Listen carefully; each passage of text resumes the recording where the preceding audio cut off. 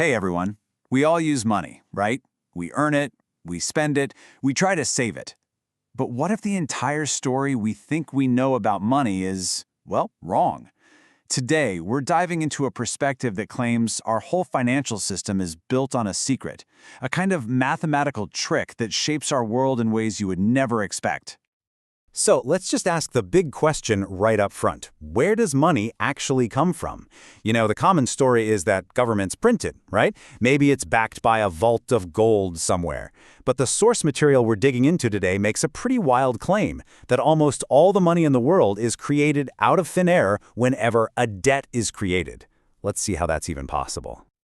Okay, to really get this, we've got to go back to basics, way back. You remember learning about the barter system?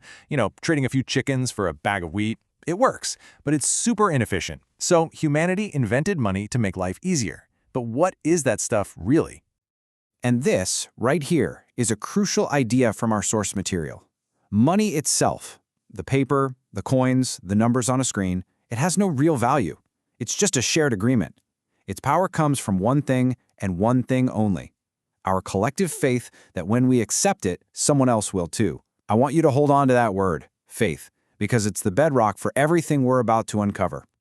So how in the world did we go from a simple shared belief to the massive, complex global banking system we have today? Well, according to our source, the blueprint for it all started in a pretty unexpected place: the workshops of medieval goldsmiths. The story goes like this. It all started out simply enough. People would drop off their gold with a goldsmith to keep it safe, and in return, they'd get a paper receipt. Pretty soon, people realized it was way easier to just trade the paper receipts instead of lugging around heavy gold. And that's when the goldsmiths had their big aha moment. You see it right there in step 4. They noticed that only a tiny fraction of people ever came back to claim their actual gold at any one time. So they thought, what if we lend out more receipts than the gold we actually have in the vault?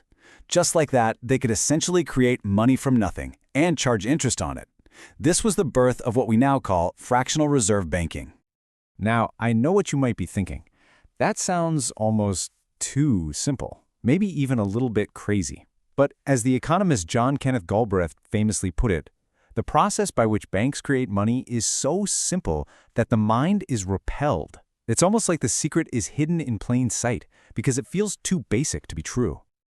And that old secret of the goldsmiths? It brings us right to the central argument of our source material today, that the story most of us believe about how banks work is a myth, and the reality is something else entirely. Let's put them side by side. Check this out. On the left, you've got the textbook definition we all learned. Banks take in deposits from savers, and then they lend that same money out to borrowers. Simple, right? But now look at the right. This is the source's claim. It says that's not what happens at all. When a bank gives you a loan, for a car, a house, whatever, it doesn't pull from anyone's savings account. It just types the numbers into your account, and poof, new money is created, born as a debt. Okay, I get it. That's a pretty heavy concept. So to make it easier to grasp, our source uses a very simple parable. Just imagine a tiny little island, a small community, and one single banker. Let's call him Oliver. Now, Oliver creates and lends out $1,000 to the people on the island. That's it. That $1,000 is now the entire money supply for the whole island community. Not a penny more exists. The deal seems straightforward. After 1 year, the islanders have to pay Oliver back the $1,000 they borrowed. That's the principal.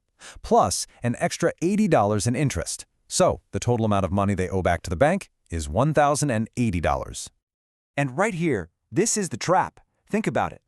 If the total amount of money in existence on the entire island is only the $1,000 that Oliver created, how can they possibly pay him back $1,080?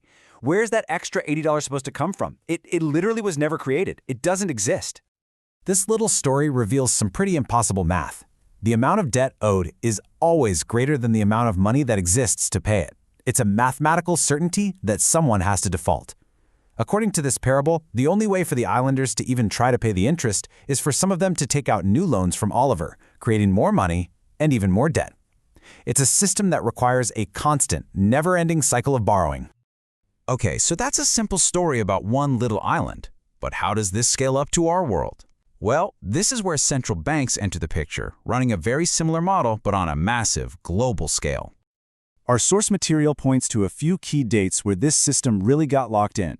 It starts back in 1694, when the Bank of England was set up as a private company specifically to lend money to the government, at interest, of course.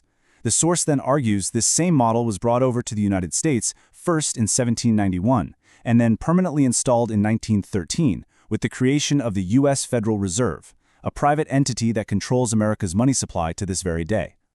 Now, this idea of a private bank controlling a country's money wasn't something everyone was on board with, not by a long shot. The source we're looking at highlights this pretty chilling warning attributed to Thomas Jefferson, who basically predicted that if you let this happen, the banks would eventually end up with all of the wealth and property. And that just shows you how deep the concern ran. Here's another quote, this one from James Madison, suggesting that the fight over who gets to create and control money has always been this epic battle, with powerful financial interests doing whatever it takes to stay in charge. So what's the end result? What happens when you have a world where, according to this view, all money is created as an interest-bearing debt? Let's look at the final takeaways from our source material. Well, according to the source, the consequences are pretty staggering. It claims that governments are essentially trapped, forced to constantly borrow from these private central banks just to function. And a huge piece of your tax dollars? It says that money isn't going to roads or schools or defense, it's just going to pay the interest on the national debt. The source even goes so far as to call the IRS a kind of collection agency for the Federal Reserve, all to maintain what it calls a system of permanent, inescapable debt for everyone. And this chart really visualizes that claim. From this perspective, just look at where the single biggest chunk of federal tax dollars is supposedly going. Not to government services, but right back to the banks as interest on the debt. It's a provocative image that argues more money is spent servicing the debt than on running the country. And all of this leaves us with one final, very powerful question.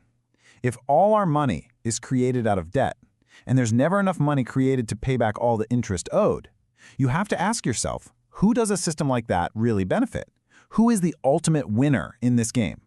It's the central mystery at the heart of what our source calls the hidden history of money.